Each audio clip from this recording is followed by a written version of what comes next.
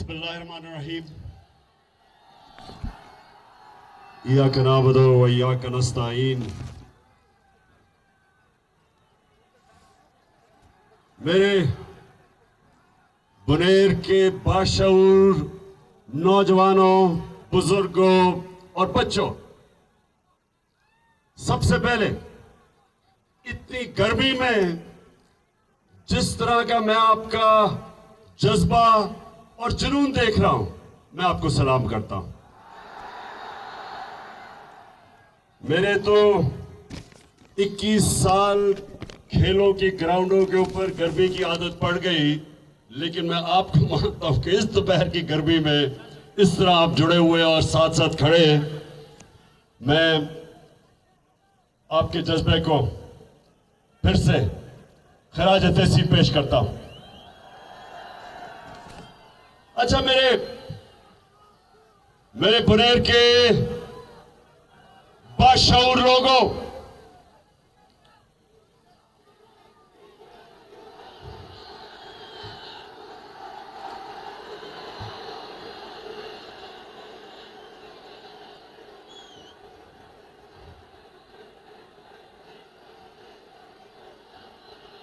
ये देखें, मुसलमान हमारे ईमान का हिस्सा है कि इज्जत भी अल्लाह देता है, और जब किसी को जिल्लत मिलती है तो अल्लाह की इजाजत के बगैर नहीं मिल सकती।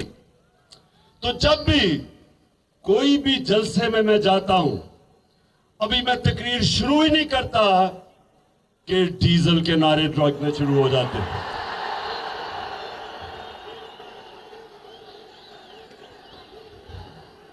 फजल रहमान, आप कभी भी तो आराम से बैठ के कभी बैठ के सोचे कि ये अल्लाह ने आपको इतनी जिल्लत दी क्यों है? दीन के नाम पे सियासत, और जिधर भी मौका मिले मुफाद परस्ती। इसलिए जिधर भी लोग जमा होते हैं और फजल रहमान को देखते हैं तो उनको डीजल याद आ जाता है। मेरे गयूर पाकिस्तानियों,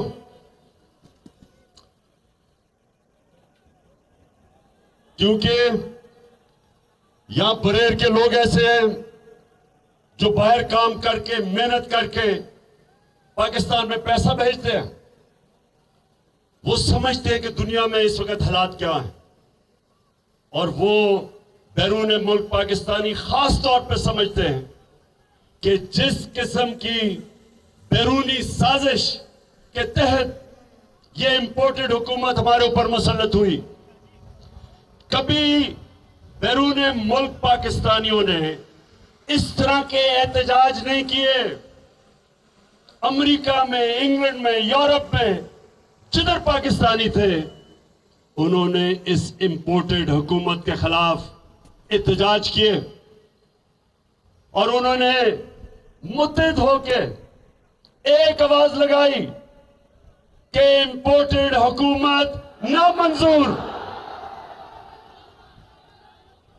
अब मैं आपको, क्योंकि आप बाशऊर नौजवान हैं, मैं देख रहा हूं सियासत आप समझते हैं, थोड़ा सा मैं अब आपको बताता हूं कि ये किस किस्म की साजिश हुई, क्यों हुई।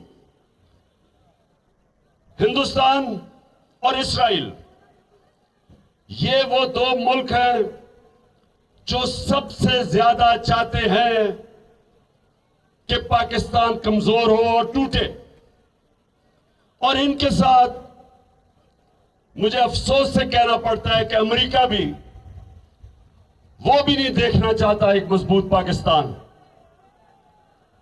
इन तीनों ने मिलकर साजिश की।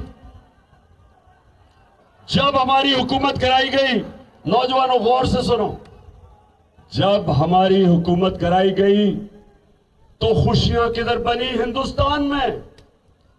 हिंदुस्तान के अखबारों में, मीडिया पे ऐसे खुशी हुई कि जिस तरह शहबाज शरीफ नहीं था, शहबाज सिंह था। यानी उन्होंने उसको अपना बना लिया। क्योंकि शरीफ खानदान के बड़े गहरे ताल्लुकात हैं हिंदुस्तान की बिजनेस कम्युनिटी से। नरेंद्र मोदी घर में शादी पे बुलाया गया, खास तौर पे मोदी को बुलाया गया। वो आदमी जिसने सबसे ज्यादा मुसलमानों के ऊपर हिंदुस्तान में जुल्म किया, उसको शरीफ खानदान ने अपने घर शादी में बुलाया। ये वो लोग हैं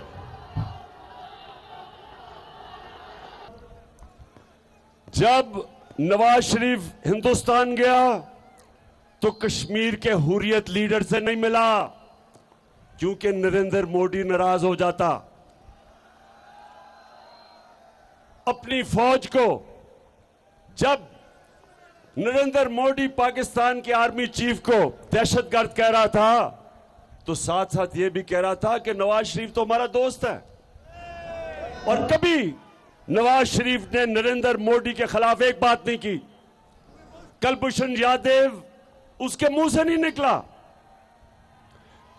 और ये वो लोग हैं जो आज हिंदुस्तान समझता है कि उनकी एक ऐसी हुकूमत आ गई कि बस अब पाकिस्तान कंट्रोल में आ गया। दूसरी तरफ आसिफ जरदारी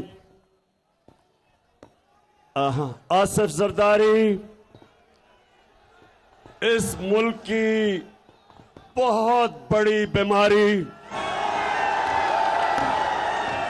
और उसको बीमारी क्या है?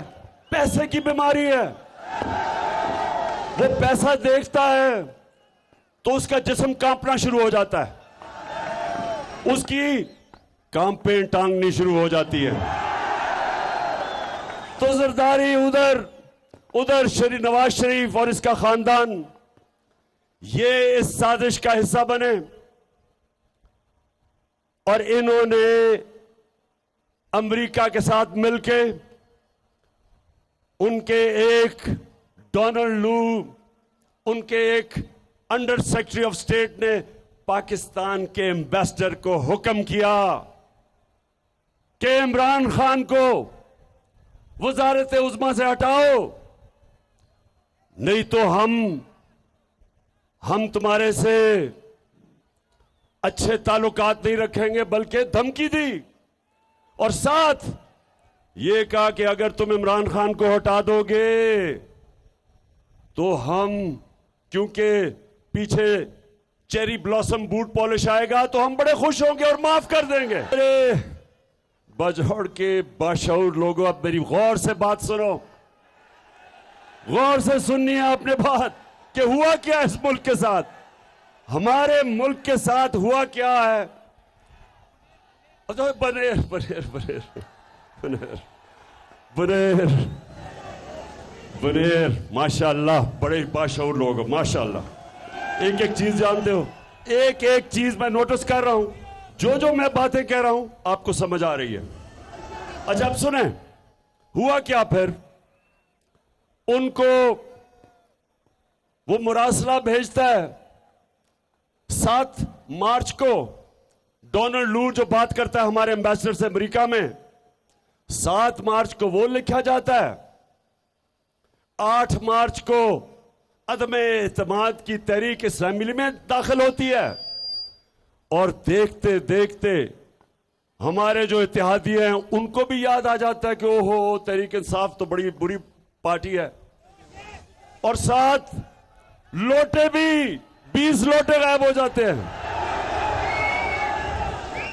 तो अब जरा सुने, मैं तब कहता रहा कि यह पाकिस्तान की कौम के खिलाफ साजिश है।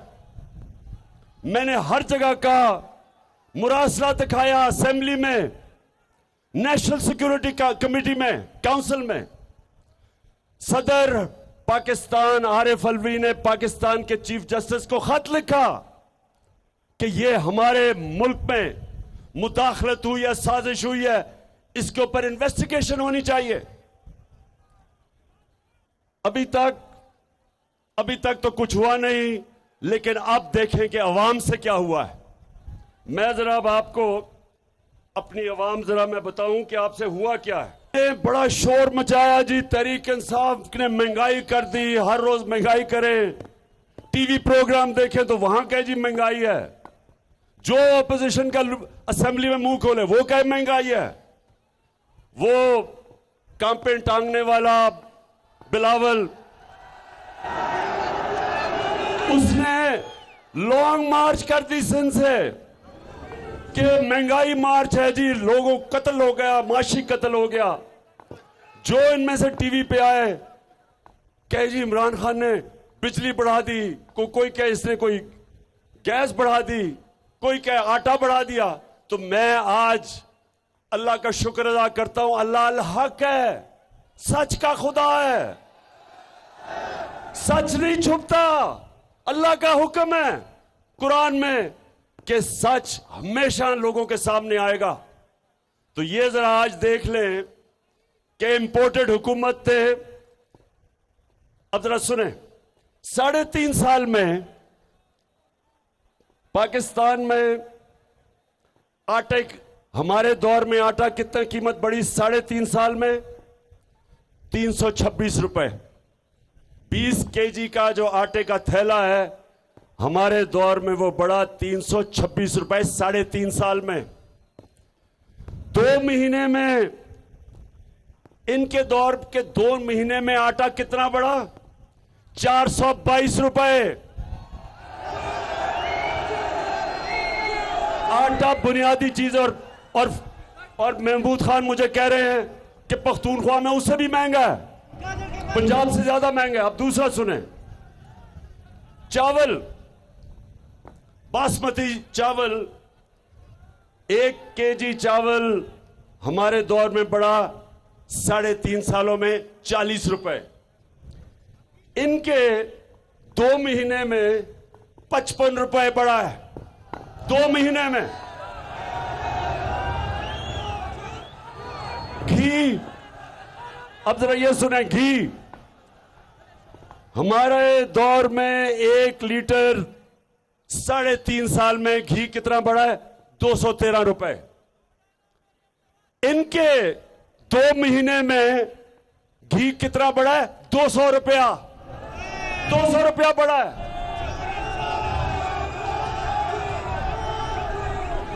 200 रुपए पर केजी। हाँ, केजी। अच्छा जी, आगे आ जाए। सब्जियां और फल हमारे दौर में 1 केजी सब्जियां और फल, 1 केजी हमारे दौर में 3% बढ़े। इनके 2 महीने में 27% बढ़े। आगे आ जाए। अब जरा ये सुने, पेट्रोल 1 लीटर हमारे 3.5 साल में 56 रुपए 90 पैसे बढ़ा 3.5 सालों में। इनके 2 महीने में कितना बढ़ा है? 60 रुपए। 60 रुपए बढ़ गया 2 महीने में। लेकिन एक लीटर फजल रहमान कितना बढ़ा है? हमारे जमाने में 1 लीटर फजल रहमान 50 रुपए 70 पैसे बढ़ा है। इनके 2 महीने में 60 रुपया फजल रहमान बढ़ गया। और ये जो भी मेरी कौम को इन गर्मी में, जो अब एक तो लोड शेडिंग है, इंतहा की लोड शेडिंग है, लेकिन अब जो असल लोगों के ऊपर जो बिजली की कीमत का बम फटने लगा है, वो आप जरा सुन लें। हमने अपने 3.5 साल में 1 यूनिट बिजली 6 रुपए बढ़ाई, 6 रुपए। इन्होंने 2 महीने में बिजली 10 रुपए बढ़ाई है यूनिट।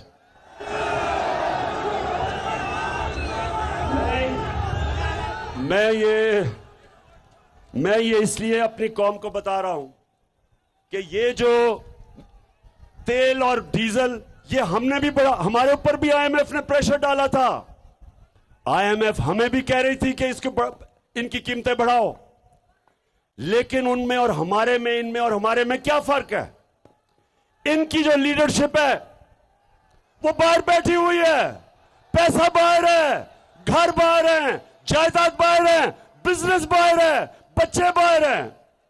इनको क्या कि पाकिस्तान में क्या हो रहा है, इनका पाकिस्तान में क्या स्टेक है? उनको क्या फर्क पड़ता है कि यहां लोग महंगाई के समुद्र में डूबेंगे?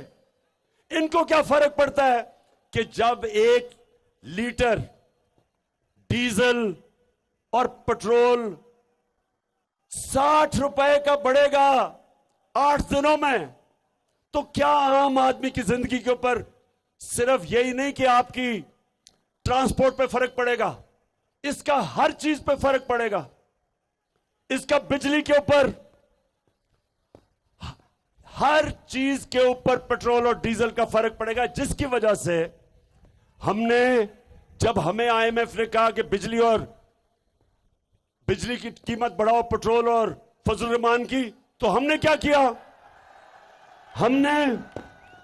हमने आईएमएफ की कहने पे बजाय बढ़ाने के, हमने 10 रुपए लीटर कीमत कम की। हमने और जगह से पैसा निकाला, हमने अपने लोगों को रिलीफ दिया, महंगाई से बचाया, बिजली की कीमत रोकी बढ़ने से, अपनी और चीजें काटी, पेट काट के अवाम को बचाया, क्योंकि हमारा जीना मरना पाकिस्तान में है। इमरान खान ने बाहर कमाई की, मैं बाहर क्रिकेट खेलता था, मैंने बाहर कमाई की, सब कुछ बेच के मेरा सब कुछ पाकिस्तान में, जीना मरना पाकिस्तान में है। इनके लोग, नवाज शरीफ उधर बैठा हुआ है, जब छुट्टियां बाहर, ईदें बाहर, 24 दफा ये जब प्राइम मिनिस्टर था, इसने बर्तानिया के टूर किए, 24 दफा ये बर्तानिया गया, 22 दफा निजी दौरों पे, प्राइवेट दौरों पे। आसिफ जरदारी 50 दफा दुबई प्राइवेट दौरे किए उसने। इमरान खान ने एक प्राइवेट दौरा नहीं किया, क्योंकि मेरा घर पाकिस्तान है। तो ये लोगों को, इनको पाकिस्तान का कितना फिक्र होगी, ये देख लें। ये जो इन्होंने महंगाई का बम फटवा, एटम बम फेंका है, इनको क्या फिक्र है? ये हैं अमेरिका के गुलाम, ये आईएमएफ के गुलाम हैं, ये बाहर से डिक्टेशन लेते हैं, ये सारे फैसले करते हैं जो इनको बाहर से हुक्म मिलता है, क्योंकि इनका पैसा जब बाहर पड़ा हो तो बुनेर के नौजवानों ये सुन लो, अगर मेरा भी पैसा बाहर पड़ा होता तो मैं इनके सामने एब्सोल्युटली नॉट ना कहता, क्योंकि रूसियों का आज ताल्लुकात खराब है अमेरिका के रूसियों से। उनके रूसियों के बड़े बड़े अमीर लोगों की जायदादें जब्त कर रहे हैं, उनके बैंक अकाउंट जब्त कर रहे हैं। तो ये भी, इनको भी डर है, जरदारी और शरीफ को, इन दोनों खानदानों को, कि इन्होंने अरबों रुपया इस मुल्क का चोरी करके जो बाहर रखा हुआ है, ये कभी इनके सामने बात नहीं कर सकते। जब इनके दौर में 2008 से लेके 2018 तक 400 ड्रोन अटैक्स हुए पाकिस्तान पे, 400 ड्रोन अटैक, बेकसूर लोग मारे गए, औरतें बच्चे मारे गए, अमेरिका की जंग भी लड़ रहे हैं, और वो हमारे ऊपर ही ड्रोन अटैक कर रहे हैं। ये दुनिया की तारीख में कभी नहीं हुआ। लेकिन ये तो एक दफा इनके मुंह से नहीं निकला कि ये सारे इंसानी हकूक के खिलाफ है, ये इंटरनेशनल लॉज के खिलाफ है, कि आप फैसला करें दहशतगर्द कौन है और आप ही मार दें। मैं बार बार बताता हूं कि हमारा बड़ा दहशतगर्द लंदन में 30 सालों से बैठा हुआ है। कौन है वो? पूछ रहा हूं, कौन है वो जो अजीब अजीब बातें करने वाला है, जिसने सबसे ज्यादा कत्ल करवाया अल्ताफ हुसैन ने कराची में, आज लंदन में बैठा हुआ 30 साल से। क्या बर्तानिया हमें इजाजत देगा कि हम ड्रोन अटैक करके उसको मार दें? कभी इजाजत नहीं देगा, क्योंकि वो कहेगा हमारे मुल्क का कानून ये कहता है कि अदालत में पहले साबित करो वो दहशतगर्द है। और हमारे मुल्क में 400 ड्रोन अटैक करके वो लोगों को इन्होंने मारा। देहातों के अंदर बम फट रहा है, कौन नीचे मर रहा है किसी को नहीं पता। जो मरता था, क्योंकि ये साथ मिले हुए थे उनके, हर कोई को दहशतगर्द कह देते थे, कभी तफ्तीश नहीं हुई। और जब बम फटता है तो उसमें तो टुकड़े हो जाते हैं इंसानों के, कैसे पता है कौन मरता है? और ये दो सरबरा जरदारी और नवाज शरीफ एक दफा इन्होंने इसकी मजम्मत नहीं की, क्योंकि ये पैसे के गुलाम है और पैसा बाहर पड़ा है। और इसलिए ये फैसले जो किए इन्होंने, ये जो फैसले किए हैं, बुनेर के नौजवानों ये सुन लो, ये कोई फैसला नहीं करता जिसको अपनी कौम की दर्द होती है। कभी कोई ऐसे फैसले, 60 रुपए लीटर आप एक हफ्ते के अंदर बढ़ा दें, और आप सोचे ही ना कि आम आदमी का क्या हाल होगा, तनख्वाहदार का क्या हाल होगा, और ऊपर से बिजली डबल कर दें। आप समझते हैं कि क्या इनके पास भी वो बाहर स्विस बैंक अकाउंट में और ओवरसीज ऑफशोर अकाउंट्स में पैसे पड़े हैं आपकी तरह? क्योंकि यहां जब रुपया गिरता है तो इनकी दौलत में इजाफा हो जाता है, क्योंकि इनकी दौलत डॉलर्स में है, बाहर पड़ी है, डॉलर में इजाफा हो जाता है, दौलत बढ़ जाती है, पाकिस्तानी गरीब हो जाते हैं। तो मेरे बुनेर के नौजवानों, जरा अब एक और चीजें मैं आपको बताऊं। अल्लाह का करम, अल्लाह का करम क्या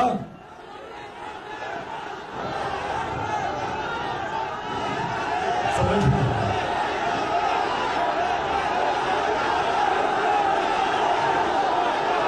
अच्छा, ये तो मैंने आपको महंगाई बता दी।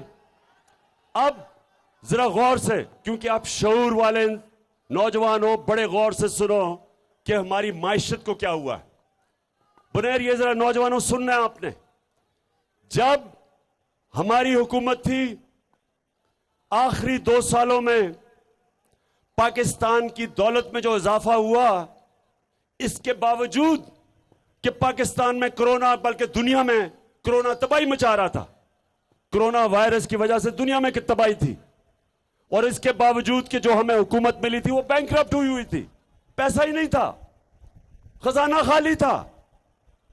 उस दौर में हमें हुकूमत मिली, ऊपर से कोरोना आ गया।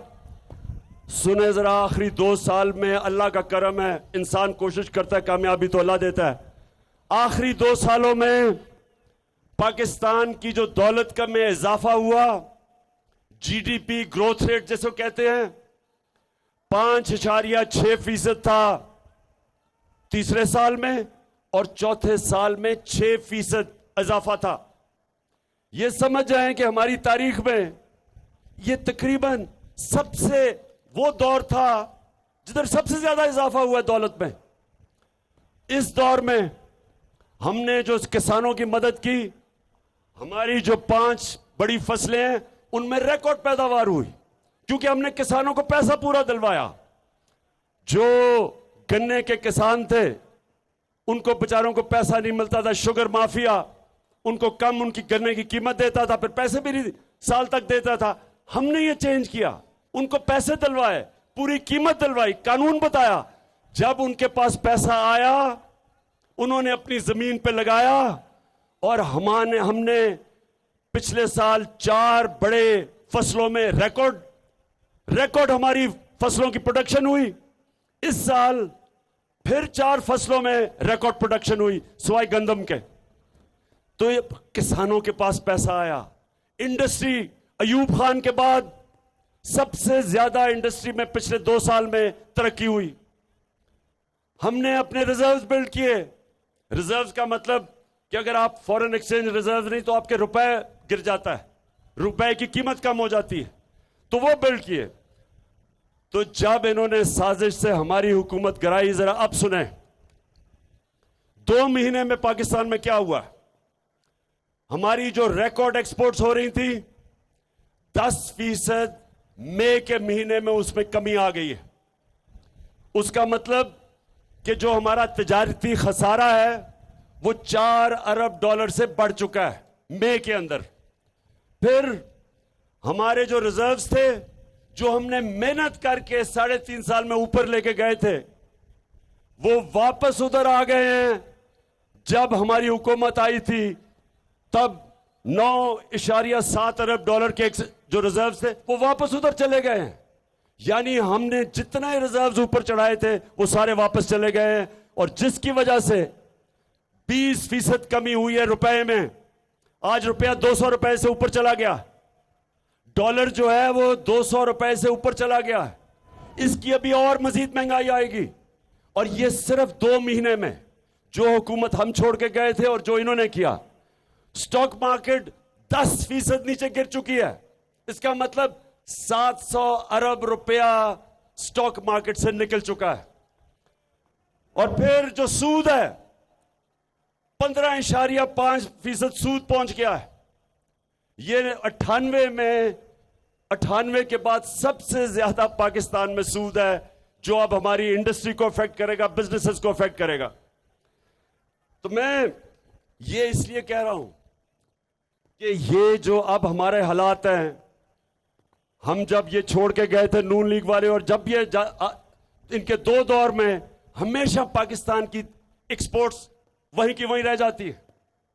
दौलत में तो तब इजाफा होता है जब एक्सपोर्ट्स बढ़ती है, लेकिन जो अब हालात हैं, जो इंटरनेशनल एजेंसी जिसको मूडीज कहते हैं, जो फैसला करती है कि हुकूमत की माइशत की क्या हालात है। हम जब आए थे हमारे मूडीज ने माइनस ग्रेडिंग दी हुई थी, हम उसको लेके गए स्टेबल पे, अब फिर वो नीचे आ गई है। इसका मतलब कि पाकिस्तान के लिए कर्जे लेना बहुत मुश्किल होगा, बाहर के बैंकों से कर्जे, क्योंकि उन्होंने रेटिंग नीचे कर दी। ये सिर्फ 2 महीने में हुआ है। तो मैं आज पूछना चाहता हूं, मैं आज अपने उन लोगों से पूछना चाहता हूं, हमारे मुल्क के न्यूट्रल से पूछना चाहता हूं कि जब आपने फैसला किया कि हम न्यूट्रल हो जाते हैं, बिस्मिल्लाह, बहुत अच्छी चीज है, लेकिन मैंने आपको बताया था तब कि हमारे जिधर माशी हालात खड़े हैं, इसमें अगर ये जो साजिश जो मैं सुन रहा हूं हो रही है, अगर ये कामयाब हो गई तो हमारे मुल्क की माइशत को बहुत नुकसान होगा। मैंने शौकत तरीन हमारे फाइनेंस मिनिस्टर को भी कहा कि उनको आगाह करो कि ठीक है न्यूट्रल बड़ी अच्छी चीज है, लेकिन मुल्क की सालमियत भी बड़ी जरूरी है। मुल्क अगर मजबूत होगा तो हम अपना दिफा कर सकते हैं। अगर मुल्क की माइशत अगर वो गिरना शुरू हो जाए, तो मैं बार बार सोवियत यूनियन की मिसाल देता हूं। दुनिया की 2 सबसे ताकतवर मुल्क थे, अमेरिका और सोवियत यूनियन। दुनिया की 2 सबसे ताकतवर फौजें थी, अमेरिका की और सोवियत यूनियन की। लेकिन जब सोवियत यूनियन की माइशत जब वो नीचे गई तो मुल्क टूट गया, सोवियत यूनियन टूट गई। तो मैं आज अपने न्यूट्रल्स को यह कहना चाहता हूं कि देखें, ये जो बातें कर रहे हैं कि जनाब इमरान खान के ऊपर गद्दारी का मुकदमा चलाया जाए, पहले मुझे जरा इन लोगों से सबसे पूछता हूं मैं कि लोग क्या ये जरदारी और नवाज शरीफ मेरे पे गद्दारी का मुकदमा चलाएंगे? वो लोग जो जिनका है सब कुछ पाए, क्या वो लोग जो एक जरदारी हुसैन हक्कानी के साथ अमेरिकनों को कह रहे हैं कि मुझे पाकिस्तानी फौज से बचा लो, वो मेरे पर मुकदमा करेगा गद्दारी का? और क्या वो नवाज शरीफ जो इस मुल्क में सजा याफ्ता, जो पकड़ा गया पैनामा के अंदर, जो इसने बेटी के नाम पे 4 अरबों रुपए की प्रॉपर्टीज लंदन में ली थी, सजा याफ्ता मफरूर झूठ बोल के बाहर भागा हुआ, क्या वो मुझे फैसला करेगा कि मैं गद्दार हूं? मैं आज सारे अपने पाकिस्तानियों से कहना चाहता हूं कि देखें, ये जो साजिश है ये इमरान खान के खिलाफ सिर्फ इसलिए है कि इमरान खान अगर हटता है रास्ते से तो रास्ता साफ हो जाता है इस तरह के लोगों की जो इस मुल्क का पैसा लूट के बाहर लेके जाए। ये वो लोग हैं जो 30 साल से हुकूमत कर रहे हैं। पाकिस्तान में 2 खानदानों ने 30 साल हुकूमत की है, शरीफ और जरदारी खानदान ने, और मुल्क को मकरूज इमरान खान ने किया। 30 साल आपने हुकूमत की है, हमने मुल्क को उधर से ऊपर निकाल के सस्टेनेबल ग्रोथ यानी कि सही रास्ते पर लगाया, पटरी पर चढ़ाया, साजिश से गवर्नमेंट करवा के। और अब जब इन्होंने देखा कि सारी कौम आज इस साजिश को समझ बैठी है, इसके खिलाफ है, इन गद्दारों के और चोरों के, तो आज ये कोशिश कर रहे हैं कि इमरान खान को रास्ते से हटाएं गद्दारी का मुकदमा करके। जब आईएमएफ ने हमारे पे भी जोर लगाया कि ये कीमतें बढ़ाओ, अवाम पे खर्चे कम करो, हमने आईएमएफ का प्रेशर बर्दाश्त किया। और ये याद रखें, हम वो मुल्क हैं जिसने पहली दफा इस मुल्क की तारीख में जो सबसे बड़ा फलाई काम, सेहत कार्ड, जो हर खानदान को हम हेल्थ इंश्योरेंस दी कि कोई भी जाके किसी भी अस्पताल में अपना इलाज करवा सके। ये कभी पाकिस्तान की तारीख में ऐसा काम नहीं हुआ। बजाय ये कि खर्चे कम करते, हमने सेहत कार्ड लेके आए। पंजाब के अंदर 400 अरब रुपए का सबसे बड़ा प्रोजेक्ट। फिर हमने एहसास प्रोग्राम से निचले तबके की मदद की, औरतों को हुनर, पैसे जो सबसे गरीब तबका था उनको पहुंचाए। फिर कामयाब जवान पे सस्ते कर्जे, बल्कि सूद के बगैर कर्जे, और घरों के लिए सूद के बगैर कर्जे दिए। बजाय हम लोगों पे बोझ डालते, हमने लोगों से बोझ कम किया। और उधर फिर पेट्रोल और डीजल के ऊपर हमने सब्सिडी दी, बोझ कम किया लोगों पे। वो इसलिए कि हमारा जीना मरना पाकिस्तान में है। मैं किसी इंपोर्टेड हुकूमत का, किसी बाहर की सुपर पावर के सामने घुटने टेकने वाला नहीं हूं। अब ये मैं आगे आपको बता दूं कि ये इंपोर्टेड हुकूमत क्या करने लगी है। माइशत की तो इनको भी तैयारी नहीं थी, बिल्कुल तैयारी के बगैर ये पहुंचे और वो देख ही लिया माइशत का हाल। लेकिन ये करने क्या जा रहे हैं, ये जरा सारी कौम के सामने, क्योंकि मैंने अपना लाएमल भी दूंगा आखिर में, सारी कौम समझ ले कि ये क्या करने जा रहे हैं। सबसे पहले अपने करप्शन के केसेस खत्म करने जा रहे हैं, नैब को खत्म करने जा रहे हैं।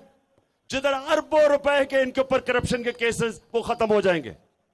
शरीफ खानदान पे 40 अरब रुपए के करप्शन के केस है। आसिफ जरदारी के ऊपर ओमनी ग्रुप के फेक अकाउंट्स के केसेस पड़े हैं, सब माफ हो जाएंगे, सबको एनआरओ मिल जाएगा। वो जो अभी तुर्की में चेरी ब्लॉसम बूट पॉलिश, उधर अभी तुर्की गया हुआ था, तो सदर अर्दोगान के खाने पे उसने अपने बेटे को वहां बैठाया हुआ था, जो कि मफरूर है या भागा हुआ है यहां से, क्योंकि मकसूद चपड़ासी के केस में फंस रहा था, एफआईए के, मुल्क छोड़ के भागा हुआ है। उसको उसने इंग्लैंड से बुलाया। और इतनी शर्म की बात है कि एक बाहर के सदर के सामने एक मफरूर को बैठाया हुआ था। मफरूर, ये याद रखें, कोई भी मफरूर किसी भी शहरी के सामने जाए तो वो उसको हवालत में ले सकता है। आपको पता होना चाहिए कि वो उसको अरेस्ट कर सकता है। तो वो वहां सदर के साथ बैठा था। और इससे क्या साबित होता है कि ये जब से चोर आए हैं, इस मुल्क की अखलाकियात भी तबाह, ये मजाक उड़ा रहे हैं पाकिस्तान के इंसाफ के निजाम का, सारे केसेस खत्म करवा रहे हैं। और पाकिस्तान का इंसाफ का निजाम सिर्फ वो हो जाएगा जिधर छोटा चोर जेलों में जाएगा और बड़े बड़े डाकू बड़े बड़े ईवानों में बैठेंगे। हमारे नबी सल्लल्लाहु अलैहि वसल्लम ने कह दिया था, यह मेरे सारी कौम को बार बार बताता हूं, उन्होंने कहा कि जो कौम ताकतवर मुजरिम को सजा नहीं दे सकती और सिर्फ छोटे चोरों को जेलों में डालती है, वो कौम तबाह हो जाती है। जिस कौम में इंसाफ नहीं होता वो तबाह हो जाता है। तो इसलिए हम सब ने मिलकर इनके खिलाफ जहाद लड़नी है, इनसे आजादी की जहाद लड़नी है, हकीकी आजादी लेनी है इनसे।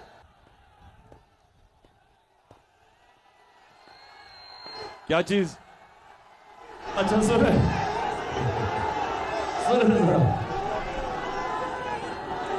पुनेर सुने जरा। इन्होंने सबसे पहले मैंने आपको बताया, इन्होंने करप्शन केस खत्म करने आए इसलिए थे। नंबर 2, इन्होंने इलेक्शन के अंदर धांधली करके पूरी तैयारी कर रहे हैं इलेक्शन जीतने की। इलेक्शन कमीशन को साथ मिलाया हुआ है। हल्का बंदियां के अंदर इन्होंने पहले से ही मैच फिक्स किया हुआ है, पहले से तैयारी की है, क्योंकि वैसे तो ये इलेक्शन जीत नहीं सकते। ये जब भी पब्लिक में जाएंगे इनको 2 नारे लगेंगे,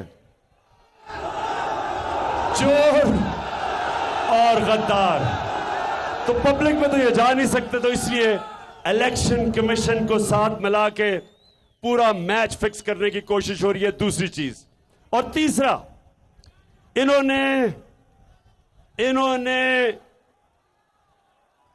इन्होंने पुलिस को साथ मिला के झूठे केसेस बना के इन्होंने पूरा कोशिश की है कि अब ऑपोजिशन को ये क्रश कर दे, तबाह कर दे, दबा दे।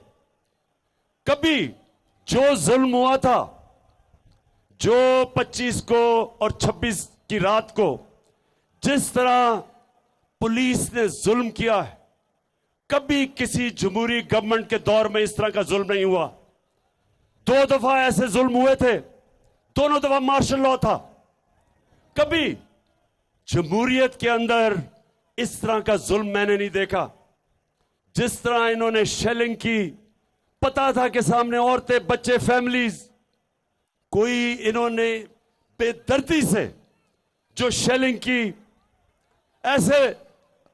ऐसे आप सीन मकबूजा कश्मीर में देखते हैं जिधर हिंदुस्तान कश्मीरियों के ऊपर जुल्म करता है। ऐसे सीन जो जनरल डायर ने, जब गुलाम हिंदुस्तान था अंग्रेजों का 1919 में, उसने लोगों के ऊपर इस तरह जुल्म किया था।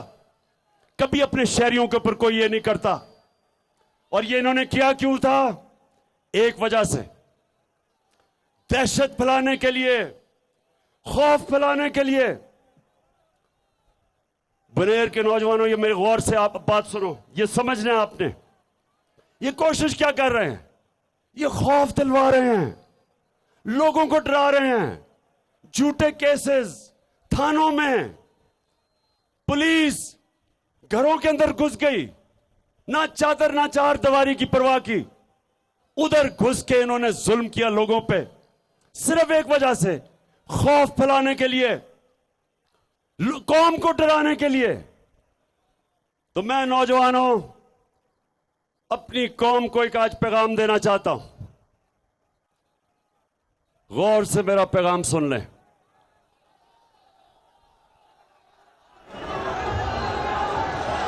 जब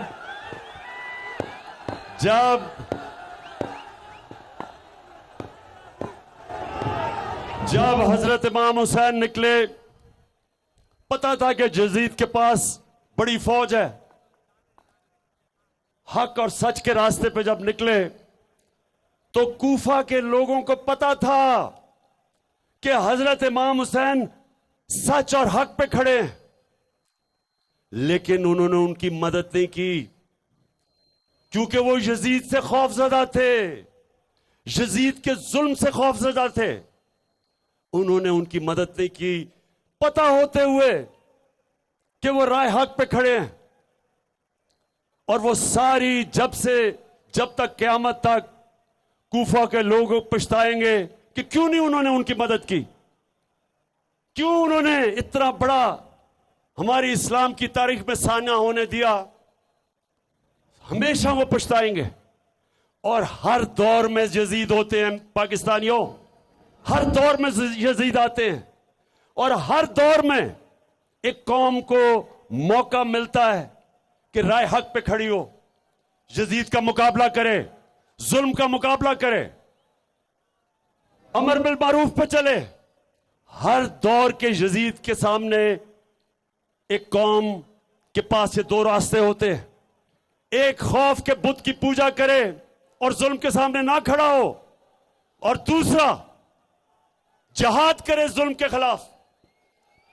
तो मैं आज अपनी सारी पाकिस्तानी कौम को कहना चाहता हूं, यहां से बुनेर के बाशऊर लोगों के सामने मैं अपनी सारी कौम को पैगाम देना चाहता हूं कि ये है यजीद के मानने वाले। जिस तरह का जुल्म इन्होंने किया, मुझे तो बाद में खबरें आई हैं, मैं तो कंटेनर में था, मुझे तो पता ही नहीं क्या हो रहा था। मुझे तो अगले दिन पता चला आहिस्ता आहिस्ता कि इन्होंने किस किस्म का जुल्म किया है पाकिस्तान के शहरियों पे, जो सिर्फ अपना हक मांग रहे थे पुरअमन एहतजाज का। जिस तरह का तशद्दुद किया, जिस तरह का तशद्दुद किया, कभी भी वो लोग जिन्हों में इंसानियत होती है वो कभी अपने लोगों पे ऐसा तशद्दुद नहीं कर सकते। बल्कि मैं तो ये कहूंगा कि हम दूसरों के ऊपर भी कभी ऐसा जुल्म नहीं कर सकते जिस तरह इन्होंने औरतें बच्चों के सामने टीयर गैस शेलिंग की, वो शेल इस्तेमाल किए जो दहशतगर्दों के खिलाफ होते थे। तो मैं अपनी आज कौम को, सारों को यहां से खड़ा होकर पैगाम दे रहा हूं कि मैंने इनका, जब तक मेरे में खून है मैं इनका मुकाबला करूंगा, इस वक्त के यजीदों का। और मैं सारी अपनी कौम को आज पैगाम दे रहा हूं कि मैं चाहता हूं कि आप इस इंपोर्टेड हुकूमत जो जुल्म के जरिए इस कौम को दबाना चाहती है, मैं सबको पैगाम दे रहा हूं कि अगर आज आप इस जुल्म का मुकाबला नहीं करेंगे, आपके बच्चों को आखिर में मुकाबला करना पड़ेगा और तब ज्यादा मुश्किल हो जाएगा। ये है टाइम। और मैं ये आप सबके सामने कहता हूं कि ये बात करते हैं कि जी हो इमरान खान के ऊपर केस कर दो, जेल में डालोगे। सुन लो, गौर से सुन लो। जेल तो छोटी चीज है, मैं तो अपनी जान की कुर्बानी देने के लिए तैयार हूं। सुप्रीम कोर्ट ने, हम इंतजार कर रहे थे सुप्रीम कोर्ट का फैसला, ताकि मैं अनाउंस करूं कि जब हम फिर निकलने लगे। लेकिन मुझे अब सुप्रीम कोर्ट के फैसला एक ऐसा आया है कि मेरे वकीलों ने आज मुझे बताया कि थोड़ी आपको इंतजार करनी पड़ेगी, क्योंकि उस फैसले में कई ऐसी चीजें हैं जो अभी उसकी वजाहत होने वाली है। लेकिन मैं आज यहां खड़ा होकर अपने सुप्रीम कोर्ट को यह जरूर पैगाम देना चाहता हूं अपनी सारी कौम के सामने कि देखें, मैं तो वो पाकिस्तानी हूं जो 40 साल से मेरी कौम जानती है, मुझे 40 साल से जानती है कौम। मैंने आज तक ना कभी इस मुल्क का कानून तोड़ा है, ना मैंने कभी अपने लोगों को कहा कि इस मुल्क का कानून तोड़ो। हमेशा एहतजाज हमने पुरअमन किया, 126 दिन का धरना दिया, हमने सारे लोगों को पुरअमन रखा।